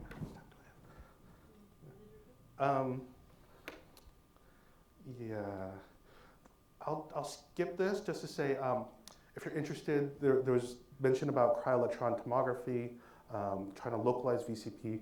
We're trying to do this with human tissue. So we have a pipeline now where we take fresh autopsy tissue, not frozen, straight after tissue removal. We can embed a small piece and vibrotome section it to about 100 microns. We do have to cryoprotect it some, so we add some glycerol and trehalose at this point, but we're able to put it on an electron microscopy grid and just plunge freeze it to vitrify the tissue. We were surprised that this worked. We weren't sure if we were going to get vitrification, but for some reason it did, and it makes no sense to me because we're not incubating it long enough for the glycerol and trehalose to penetrate all the way through. So it's kind of voodoo, but for some reason we're getting vitreous ice. And then we do have to mill this tissue, so it's way too thick for transmission EM. And so this is in our focused ion beam scanning electron microscope. You can see the piece of tissue here. This piece of tissue relative to cryo-EM is massive. So instead of using the gallium focused ion beam, which is what most biological systems are using now, at Penn we have a xenon gas plasma fib, which is generally used by material scientists at this point. But the first thing we do is just cut off the front, and that just exposes this front edge. So if we're looking at the front edge, this piece of tissue happened to be about 150 microns thick, and we mill it down to about a few hundred nanometers. And now we can take this piece of tissue and do cryo-electron tomography. And so let's see if this starts. This is just one example tomogram. This is probably a neuropeptide containing granular vesicle. You're going to see a couple axons here. This one's myelinated here. Here's another granular vesicle. We interpreted this as an autophagic vesicle because it has, things within a membrane. And then fascinating, there are these structures here, and a couple more are going to pop up. There's another one coming soon here, and then a few down here. So we actually think these are phagophores. So for some reason, we caught like a hotspot of autophagy here. We have this autophagic vesicle and these phagophores. I noted in every cartoon we saw today of a phagophore, it didn't have bulby ends. But now this has been seen in yeast. One paper in yeast, one paper in cells, and now in human tissue. And this has to do with how the membrane is able to grow and warp and the membrane dynamics where these bulby ends exist. So our hope is to improve upon this, to be able to visualize actual protein aggregates in situ, be able to watch VCP, the proteasome, autophagy, and how they interact with these aggregates. It's very slow and very, very, very expensive work. So it's been a lot. So people in my lab, Nabil, Jessica, and Ben are the students who drove the work I showed today. The families were seen at the NIH, at Penn, in Greece, in Japan, and then Yue Cheng, we were working together on the cryo-electron microscopy work together. He's been a great collaborator. Yeah, and thank you. I'm happy to take any questions.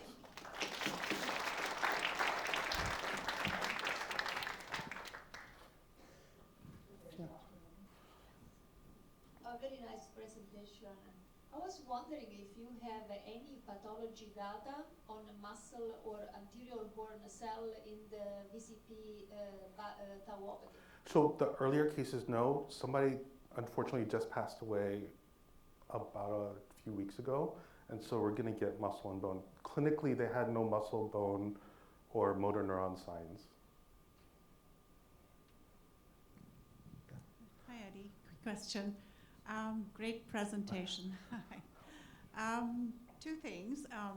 Towards the end, you mentioned your embedding strategy with trehalose. So Yes. was that deliberate?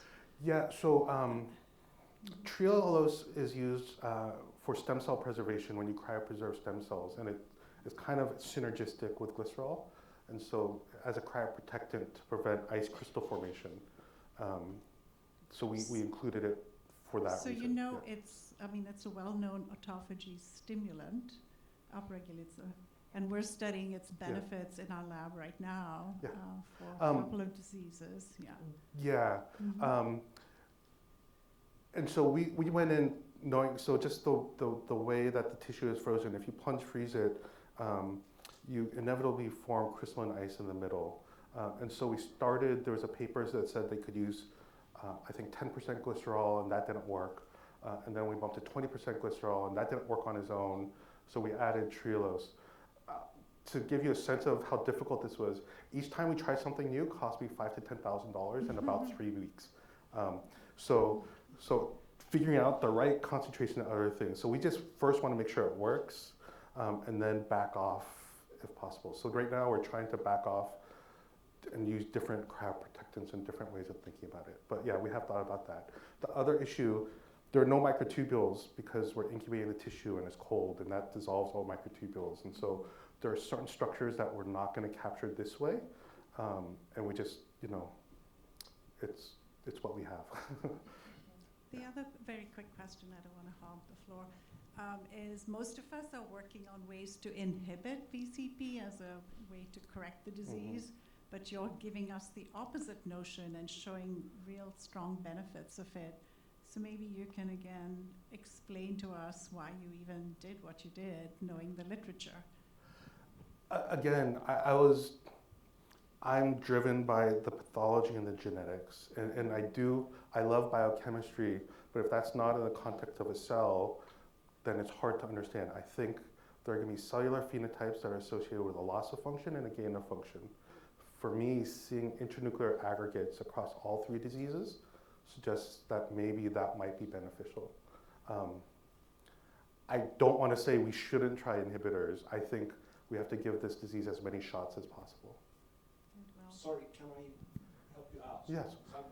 I'm Yes, you're going to be, yeah. I think one of the challenges we have with this field is, and Mark Diamond sort of alluded to yesterday, we're talking about the mutations as gain or loss of function, and we're only talking about the ATPase activity.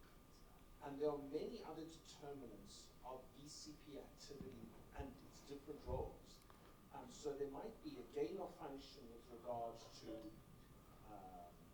ATPase activity with these mutations, and a loss of function due to other interactions and other things.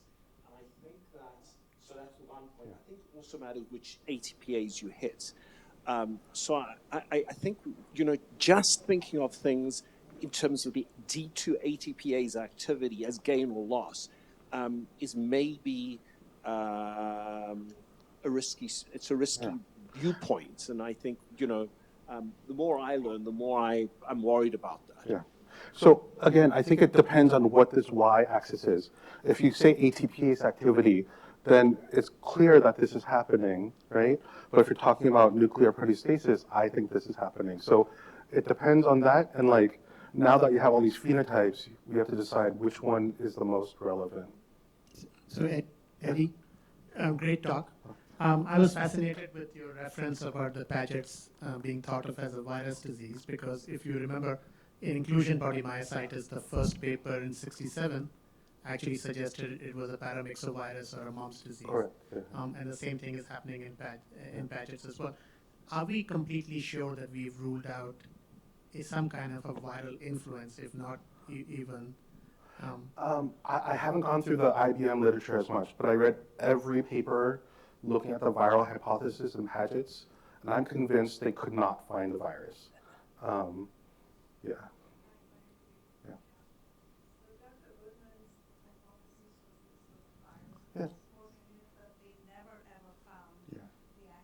There are a couple papers, but their data's not convincing, and the more modern, molecular methods never found the virus. But there is a curiosity in that Paget is so focal, right?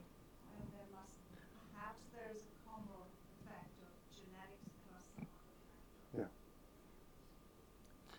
So, two little things. First of all, aren't osteoclasts and myocytes also both post-mitotic cells? Yes, Really? you're right. I You're mean, right. they are. So Yes, I don't think that that's so strange that you thought that. And my other question, and this is pure ignorance, but as a bone tumor surgeon, that's what I do. We deal with Paget's disease. Is this all Paget's that have these things, or is this only Paget's associated This with was sporadic Paget's. We didn't have any MSP cases. So I went through our surgical biopsy archives. I can't remember. It was like 80% of them, but the 2 that were negative had like an osteoclast. I don't know if it was a sampling issue, but the vast majority of them. Yeah. But sporadic, not. Dr. Lee, thank you. That was really interesting. I was just wondering if you thought that TDP43 clearance could be mediated by more than one protein degradation pathway, and do you think that the aggregate size or solubility plays a key role in identifying which pathway is chosen by the cell to clear these aggregates? Absolutely, and I actually really worry when a lot of experiments, we hit it with like one thing. So we hit it with MG132, and we know that autophagy gets stimulated. And so I was saying at lunch, it's kind of like whack-a-mole. You hit one and the other thing pops up. So absolutely, yes. For our experiments, we think the VCP activators are mainly through the ubiquitin proteasome system, just because that epoxamycin experiment. So if you knock out the proteasome with an irreversible proteasome inhibitor, our compounds no longer are able to clear the aggregates.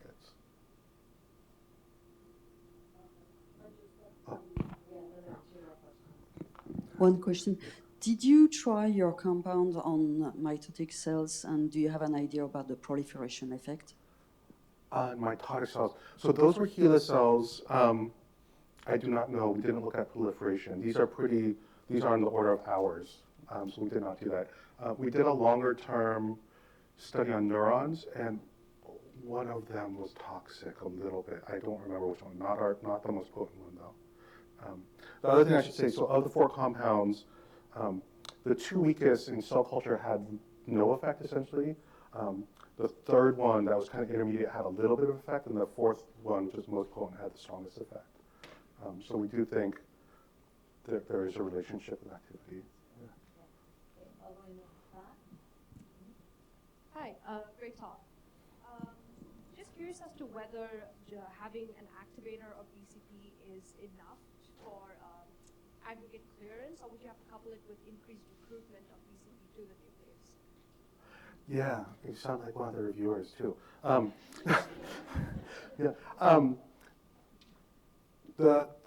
We have a very poor understanding of nuclear import of VCP, I feel. I think it's going to be very complicated. If that truly is a nuclear localization signal, you could see how it's really in a hot spot. And so we haven't gone down that route yet, but I think we'll have to figure out what is the mechanism of nuclear import, and then layer on top of that, what did the mutations do, what did the inhibitors do, what do the activators do. So there's a lot of work to do. Yeah. What is known about TDP43 splicing in VCP, not C9, but in VCP-related FTD? very little because, so our brain bank, we have 2,100 brains. We have 1, maybe 2 VCP mutation cases. And one of them did not have FTD. It was purely muscle disease. But there are papers on sporadic inclusion body myopathy where they see some of the same cryptic exon splicing changes in sporadic IBM from muscle. Yeah. Do you have an assay that can confirm that the mechanism of action of the compounds in cell, I assume these compounds were isolated in a high throughput screen? Yeah, so we actually use existing high throughput screen data because people are looking for inhibitors. So these were a high throughput screen of ATPase activity? Yes. Yeah.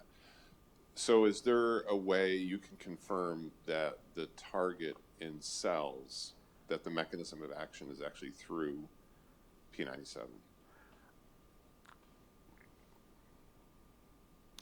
We're working on purifying a ubiquitinated EO substrate, which many people do for in vitro work in cells.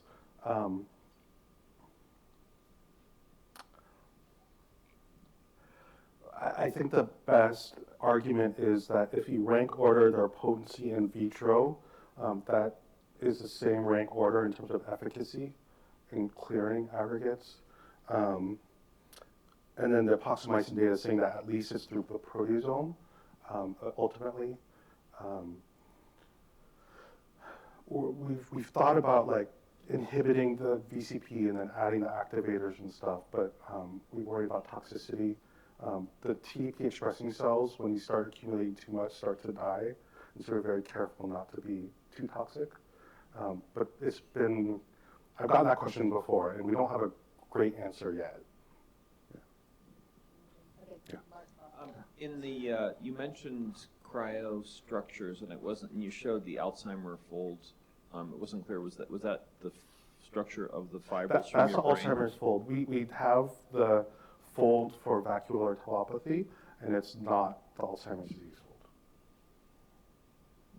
Yeah.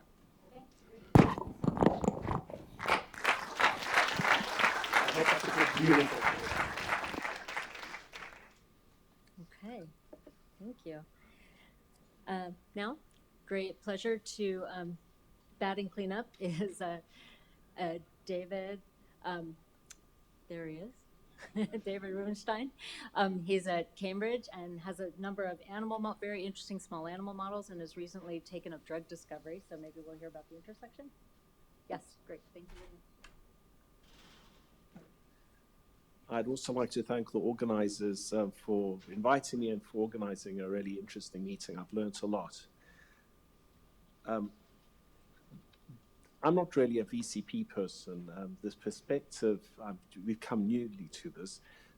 The perspective we've taken on working on neurodegeneration is that most of the conditions that afflict people manifest with the accumulation of toxic intracytoplasmic aggregate-prone proteins.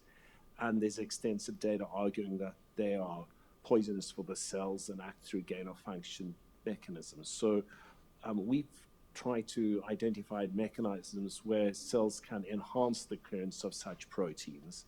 And in the early years of the century, we discovered that autophagy is a key mechanism which does this clearance. So we showed this for polyglutamine expanded proteins, as you see in Huntington's disease, spinocerebellar ataxias, tau in various dementias, and alpha-synuclein in Parkinson's disease and Lewy body dementia. In our initial experiments, we showed that if we impaired the formation of autophagosomes or their fusion with lysosomes, then we slow down the clearance of the aggregate precursors. In doing so, we accumulated both soluble and aggregated species of the protein and enhanced toxicity in cell and then in a range of animal models. But perhaps more importantly, we found that if we boosted the formation of autophagosomes, then we could enhance the clearance of these different types of disease-causing proteins. And in doing so, we could lower their levels in cells, Drosophila, zebrafish, and mice. And as a consequence, ameliorate toxicity. We initially did our experiments with chemical tools because not much was known about the genes that regulated mammalian autophagy 2 decades ago, but subsequently we've done these experiments with much more specific genetic tools. I don't need to tell you about VCP. We've heard great talks, but in the consequence of autophagy,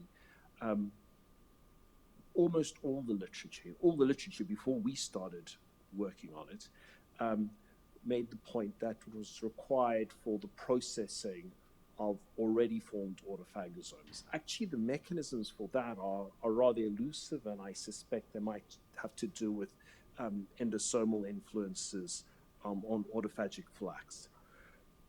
So what I'm going to tell you about today is not about that story at all. I'm going to tell you that VCP regulates the biogenesis of autophagosomes and try to explain the mechanism. The backdrop for this was a study that we published now quite a long time ago in 2017, where we showed that ataxin 3 is a critical protein regulating autophagy. And it's a critical protein because it's a deubiquitinase for a pro-autophagy protein called Beklin-1. Beklin-1 is part of a complex that generates PI3P, phosphatidylinositol 3-phosphates, at sites of autophagosome biogenesis. And so that's important to remember. And we showed that Beklin could be ubiquitinated and degraded through the proteasome, but ataxin 3, the wild-type form of ataxin 3, removed the ubiquitin that specified its degradation, and so it protected it from degradation. So I can't see anything that's on the slide now. It's come out funny. But a previous study had shown that VCP interacts with ataxin 3. Then we showed that VCP interacts with Beklin, both in cells and in vitro.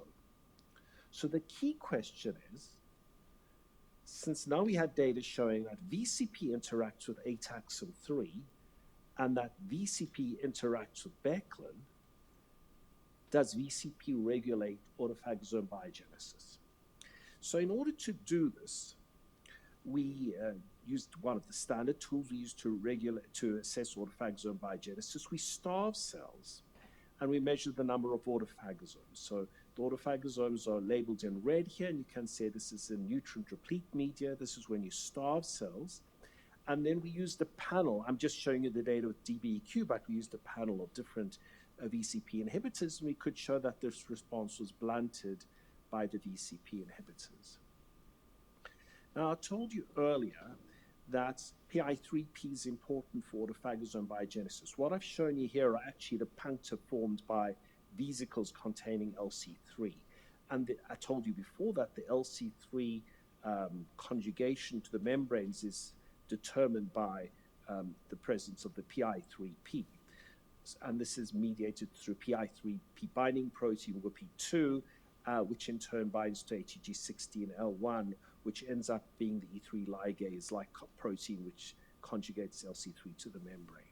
So we measured PI3P puncta formation in starvation, in nutrient-replete media in starvation, and showed that it was blocked by a VCP inhibitor and, of course, by a PI3 kinase inhibitor. So what I'm not going to focus on today is the first of the mechanisms by which VCP stimulates or is important for regulating autophagosome biogenesis. Okay, and so what I told you in an earlier slide is that Beklin-1 is part of a complex of proteins which forms a PI3 kinase complex. The kinase is VPS34, and this forms the PI3P that is necessary for autophagosome biogenesis. And I told you that Beklin can be protected from ubiquitin proteasome-mediated degradation by the deubiquitinase ataxin 3, And what our data showed using cell biology experiments as well as in vitro reconstitution experiments, that VCP binds both Beclin-1 and ataxin-3 and in a sense assists ataxin-3 as a ubiquitinase for Beclin-1. I'm going to focus on the second mechanism because when we did a few more experiments, we noticed that maybe VCP wasn't only interacting with Beclin-1 in the complex, it was maybe interacting with other components of the complex as well. So in this blot, we've immunoprecipitated different proteins involved in the PI3 kinase complex involved in autophagy, and this is the defining protein in the complex that regulates autophagosome biogenesis, ATG14L1. And when we IP this, we pull down both Beclin-1 as well as VCP. Now, the ability of ATG14L1 to interact with VCP is not disturbed by knockdown of ataxin-3 or by knockdown of Beclin-1. In order to test this properly, we did this in vitro, so we purified different components of the complex. There was one component, two components we couldn't purify to uniformity as single proteins, but in terms of VPS34, ATG14, and Beclin-1, we could do those. And we incubated them with VCP GST beads, and we showed that they could be immunoprecipitated by these beads. The UFD1L protein that doesn't interact with VCP was used as a negative control. So then the question is, does VCP actually stimulate the activity of the complex in vitro? So you can measure PI3P formation from PI in vitro. We reconstituted the complex, and here we've set the amount of PI3P generated from PI as 1. And you can see when you add VCP to the isolated PI3 kinase complex, you get an additional boost in PI3P formation. So these data suggest that the interaction of VCP with the PI3 kinase complex is sufficient to boost its activity. So what's happening? We showed that VCP regulates the assembly of the PI3 kinase complex. We did this in vitro. So we took the individual components of the complex and we isolated them. And when we IP with ATG14, you can see this is how much Becklin's pulled down, much VPS34, how much VPS15 is pulled down. But when we add VCP to the mix, you get a stronger interaction of the different components as judged by the amount that's IP'd with ATG14. When we looked in cells with different inhibitors, we could show that when we immunoprecipitated ATG14, then the different components of the complex came down less efficiently. So these data suggest that the VCP regulates the assembly, the tightness of the assembly of the different components of the PI3 kinase complex, and this stimulates PI3 kinase activity, generates more PI3P and more autophagy. So what I'd just like you to remember from this introduction to the talk is that VCP can regulate autophagosome biogenesis. Its loss impairs autophagosome biogenesis in two ways. One, because VCP helps ataxin-3 deubiquitinate Beclin-1 by binding to both proteins. And on the other hand, it brings the complex together, and in doing so, it generates more PI3P.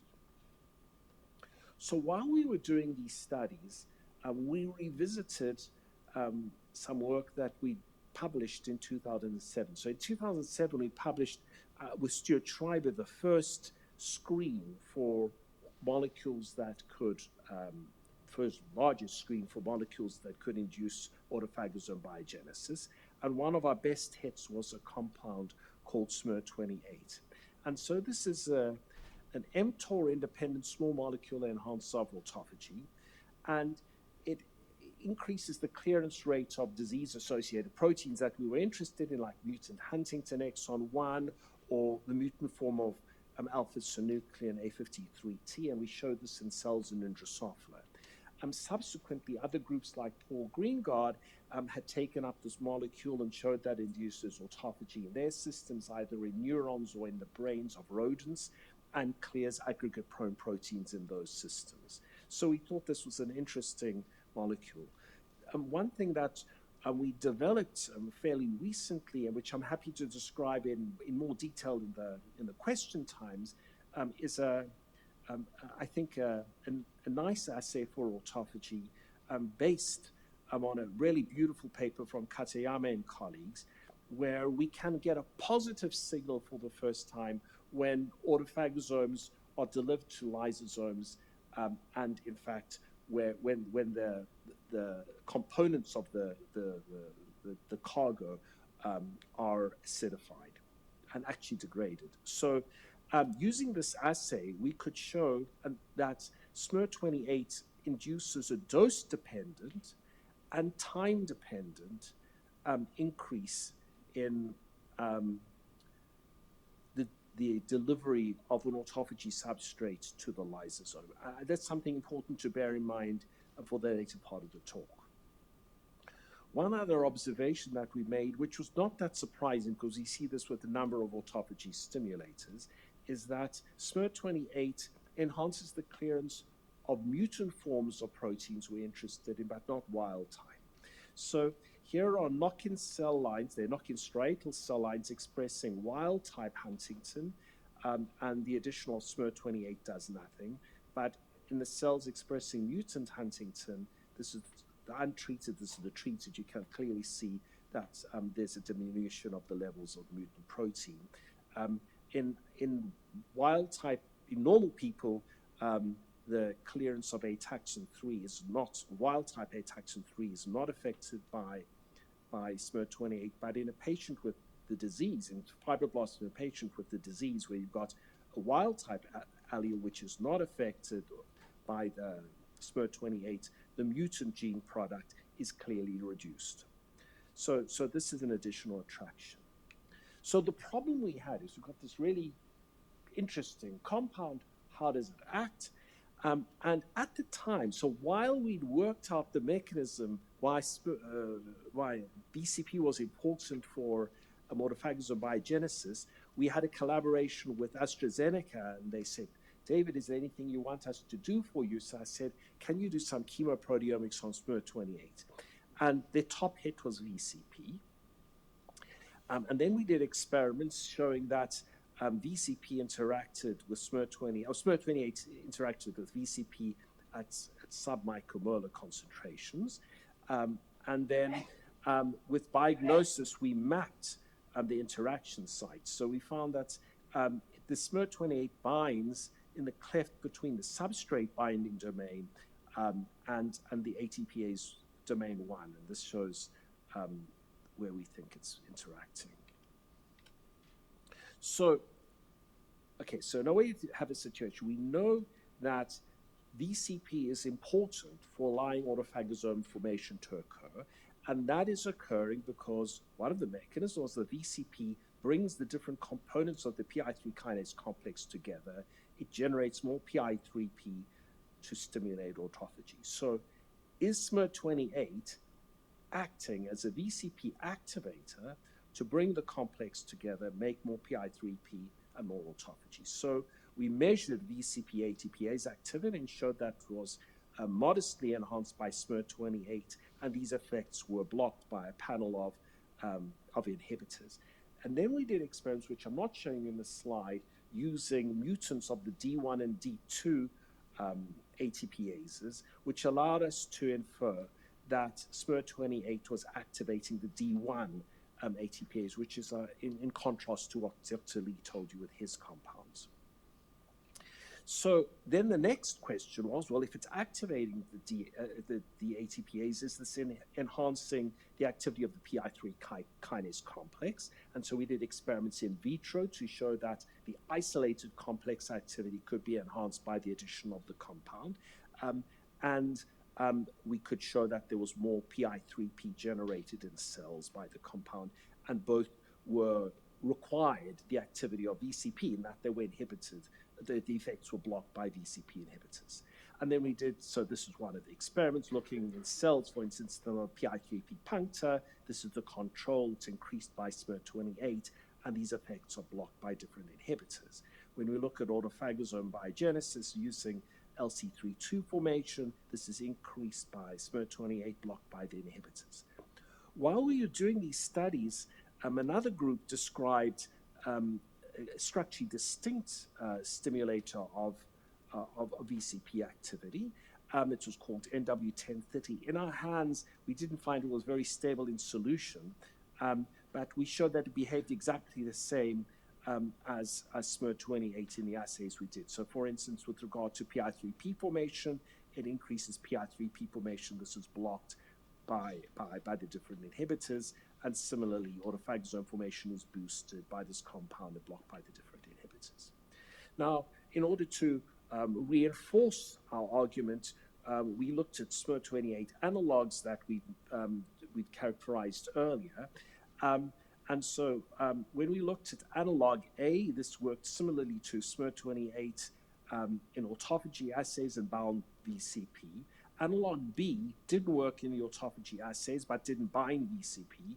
Analog C didn't work on PI3P or the autophagy assays, but bound VCP, but had no obvious effect on ATPase activity. Analogs D, E, F, and G had similar activity in autophagy assays, which were weaker than SMER28 and A, but did all the other things they're supposed to do biochemically. So we thought we had everything sorted out, and this is like a story of one extra experiment. So this is the extra experiment. So what we've done in the lab is we've generated stable cell lines that overexpress GFP-tagged A53T alpha-synuclein. And the reason we do this is we found this is a really good autophagy substrate. It's also cleared by the proteasome, but has a high autophagy dependency. And in order to do our experiments really cleanly, we generated the same tool on an autophagy null cell line. Okay. So we repeated the experiment. This is the fluorescence of the control cells. It goes down when you incubate with SMER28. But when you do the experiment in the autophagy null cells with the A53T, it's also reduced by SMER28. So this was a bit of a shock to us, okay? So then we said, well, is this actually enhancing the clearance of alpha-synuclein? So we did cyclohexamide chasers. This is in green. These are the blots, but this is the quantification. In green, you can see the slow clearance in the DMSO-treated cells. You can see a clear enhancement with SMER28. We've confirmed that this is a clearance effect using other substrates like puromycylated misfolded proteins. Oh, and with regard to the very interesting question that the young lady asked about different types of proteins that are clear, my gut feeling from our data with the puromycylated proteins particularly is that the autophagy is clearing the slightly bigger oligomeric species, while the proteasome is clearing probably the unfolded monomeric species. So I think that's what's happening. So in order to reinforce this, we used a proteasome reporter, and this is the DMSO-treated cells. You can see there's diminution in the levels of the reporter when you treat with SMER28.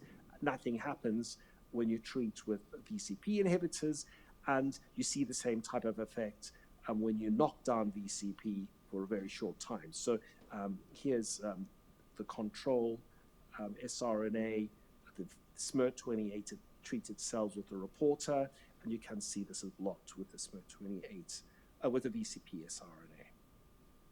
So I'm excited about where we are with this because I think we've identified the VCP D1 ATPase stimulating approach as a target that has two key advantages. First, it allows a relatively selective clearance of the aggregate prone or mutant species of a variety of protein, but not the wild type counterparts.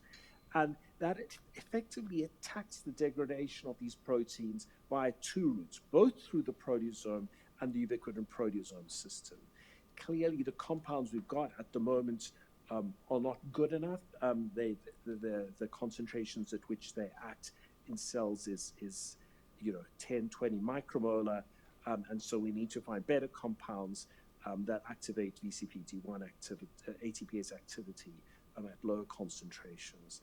And finally, I just want to acknowledge again the people who've helped me with this work here. It was largely Sandra Hill and Lydia Robel, and Avi Ashkenazi did the first studies with Ataxin 3. We had a great collaboration with AstraZeneca, and of course the funders without which this wouldn't be possible. Thank you very much.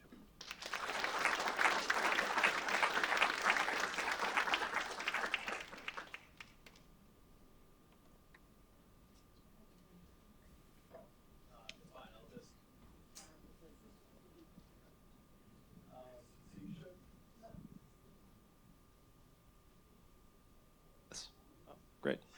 So you mentioned that the effective concentration of these compounds in cells is 20 micromolar or so. What's the effective concentration in the purified biochemical experiments? I would say about 1. So I think a 1 to 10 ratio is you could live with. So like a 1, it's what people find with some other things. So I can live with that. Okay. And then kind of a second part of that question. How did you identify the location where these compounds are binding? AstraZeneca told us about these guys called Biognosis. It's a new company, and essentially what they do is they incubate the recombinant protein with the drug and then do limited proteolysis followed by mass spec. They gave us a good deal because we did it sort of collaboratively. But they were great collaborators. So if you're doing drug discovery, you need that type of help. They were nice to work with. Yeah. Up here. I wasn't paid to say that. Huh? No, I just said let's. David, I had a question about the activation of PI3 kinase, and from your model, it looked like the way I read your model was that the VCP was sort of acting as a kind of scaffold, but wasn't actually processing anything through. And do you know that, or is it possible that the VCP is not pulling off one of the components that might be inhibitory? No, so and then how to explain that in the presence of the inhibitors, okay. So the experiments we did were in vitro, and so there's a risk that what we think is purified, and the gels are cleanish. I mean, they're clean, okay, but they itch. You don't know what. If there's a small contaminant, you'll never see it. Okay, so if there's a small contaminant in our gels, then it could be put in with something. So we don't know. But if you think that things are clean, then I don't have the perfect explanation. So it may be due to a change in conformation or something that is helping bringing things together a bit better.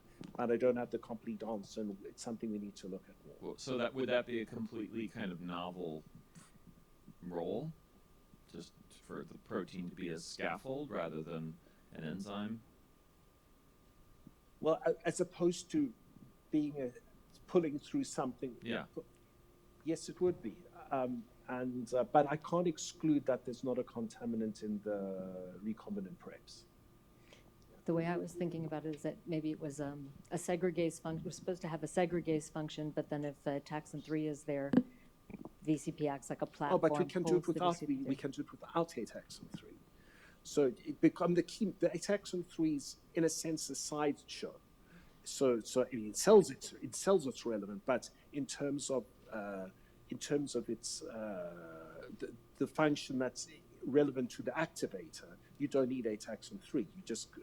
You just need the purified constituents of the PI3 kinase complex with VCP to do the trick.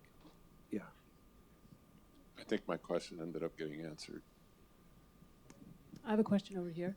I'm sorry, I may have missed this. You said that in the ATG knockout cells, SMER still induced degradation of alpha-synuclein, is that right? Correct. And did you say that it was so proteasome-dependent Correct. degradation? It is, okay. So we showed that there was clearance of authentic proteasome substrate, yeah.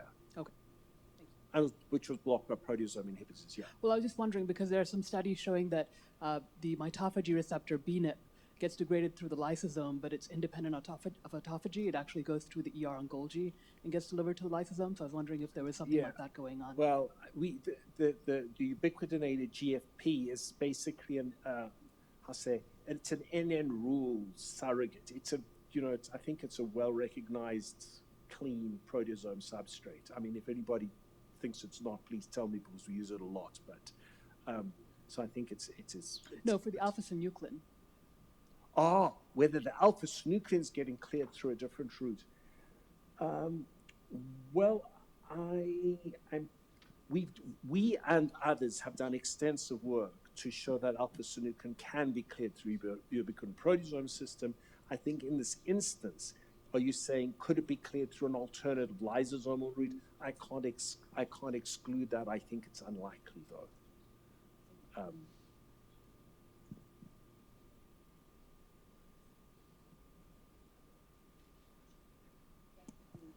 Okay, great. There are no more questions. Let's thank David again, and then and all the speakers. And we have about 20 minutes for break. 15 minutes. Okay, 15 minutes for break. So see you in 15 minutes. Thank you.